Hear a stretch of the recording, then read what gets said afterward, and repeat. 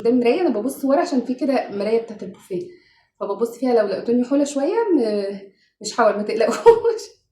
ببص بس في المرايه. كتير سالوني بتلفي طرحتك ازاي يا هبه، وجيت بقى عند بنت اختي ولقيتها بتقول لي، كنا في مناسبه ولقيتها بتقول لي يا خالته انت ازاي طرحتك ثابته كل ده؟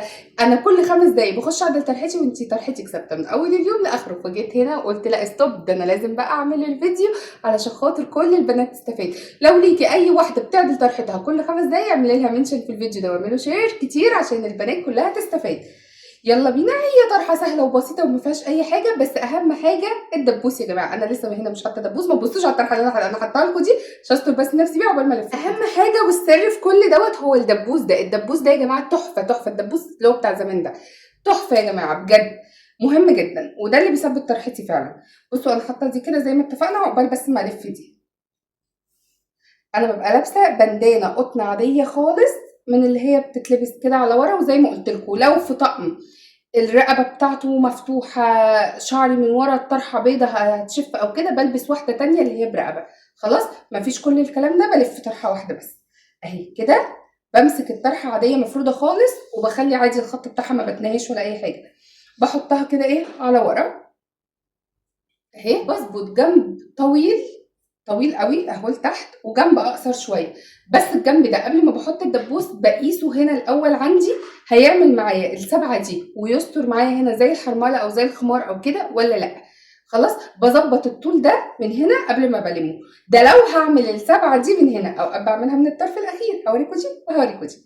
خلاص اول حاجه كده في السريع، انا بس مش شايفه طبعا اي حاجه. اول حاجه بستخدم الدبوس ده بحطه هنا كده، بقفل رقبتي خالص يا جماعه. بصي كده معايا، اهم حاجه ان انت تحطي الدبوس من هنا تقفلي على رقبتك، الرقبه ما بتبانش، والجوانب اللي هنا كده احنا مخبيين كل حاجه وشعرنا، وتحطي البندانه ديت لو بتعمليها ببوزه زي كده عشان بدايه الشعر من هنا ما تبانش. خلاص بعد كده بمسك البوزه دي كده من هنا اللي هي الجزء اللي هو الصغير، بحطه هنا على كتفي، ولو لابسه كارديجان زي كده ممكن احطه بالدبوس من تحت الكارديجان فما بيبانش بقى اي حاجه خالص.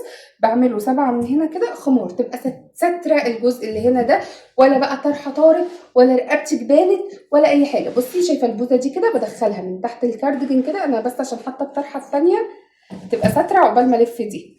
شايفه دي كده بدخلها من تحت الكارديجان، وفي الحاجه اللي انا لابساها من تحت بقوم بنفس الدبوس برده واحد تاني زيه بقوم عاملاها. الدبوسه ما بيفكش، الدبابيس اللي هي التانيه اللي هي مراس الابره دي بتفك، دي مع اي حركه بتلاقيه بيطلع واحده واحده واحده ويتخلع. ده سر تثبيت طرحتي يا بنتي اهو. بصوا كده معايا الدبوس اهو، وهبدا ان انا احطه من جوه كده من جوه الهدوم، ما يبانش خالص ولا بيبان اي حاجه، انا طرحتي ما بيبانش فيها ولا دبوس اهو. شبكته كده في الدريس اللي من تحت، ودخلت الطرف دوت كله جوه الكارديجان اللي لابساه. مش لابسه كارديجان بحط الدبوس من تحت وتبقى الطرحه كانها مرميه على كتفي ما فيهاش اي حاجه وثابته معايا. بصي اهو مهما تتشد معاكي اهو مش هتتخلع ولا هتتفك. ودي الجنب التاني، طبعا انا كده لابسه كارديجان من ورا طويل وواسع وكل حاجه، فخلاص مش محتاجه ان انا يبقى عندي طرحه تانيه من ورا، فبقوم جايه عاملاها دي كده على كتفي كده بس. ومن هنا برضو بثبتها بدبوس تاني نفس الدبوس اهو اللي بيتقفل، مش دبوس الابره اللي في ثواني بيقع وخلاص. بقوم جايه مظبطه كل الكشكشه بتاعتها الشكل اللي انا عايزاه وكل حاجه من هنا، وبقوم جايه برضو مثبتاها من ورا في الدبوس، في الكارديجان بقى، في الفستان، في المكان اللي انا عايزاه من جوه، ما ببينش الدبوس من تحت الطرحه ومن جوه الكارديجان كده، وبقوم جايه قافله الدبوس عليها تفضل ثابته، مش كل شويه بقى تقع مني وانا افضل ارفعها. اهي طرحتي ثابته ما بتتحركش، لو قعدت بيها 10 ساعات طرحتي زي ما بخرج بيها من البيت زي ما برجع بيها بفضل الله يعني الحمد لله ماشي اهو كده. ولو الحته دي اهي برضو دي ممكن تنزل منك اوقات لو مضايقاني، لو الطرحه عريضه زي كده برضو بثبتها بواحد تاني من هنا عشان تظبط بس معايا هنا ما تبقاش شفافه لتحت قطعه واحده شفافه.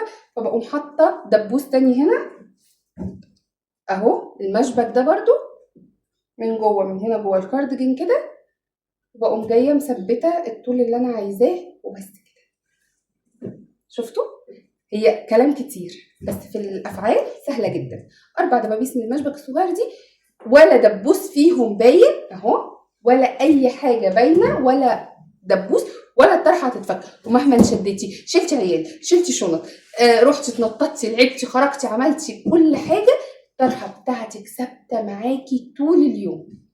بس اهي ده كده اول حاجه. هوريكم التانية بقى. نفس اول خطوه اهي بالدبوس عادي، وبخلي حته قصيره والحته التانية طويله.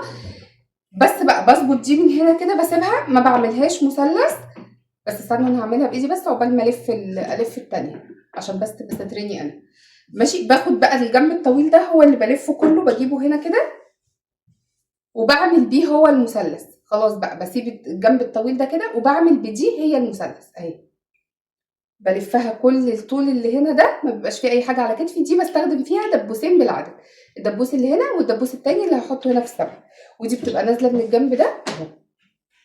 بس كده اهو الدبوس التاني اهو، هقوم حاطاه من الظهر كده، ما بيبانش اي حاجه فيه. بس اهي اهي اهي اهي ثابته ما بتتحركش. بقول لكم بصوا اهي خلاص طويله، مغطياكي، رقبتك متغطيه، شعرك من هنا متغطي، كل حاجه فيكي متغطيه، ولبسك مقفل، وكل حاجه انت مطمنه، ولا طرحه هتطير. حتى لو جه هوا وبتطير ما بتطيرش، ما تبينش رقبتك.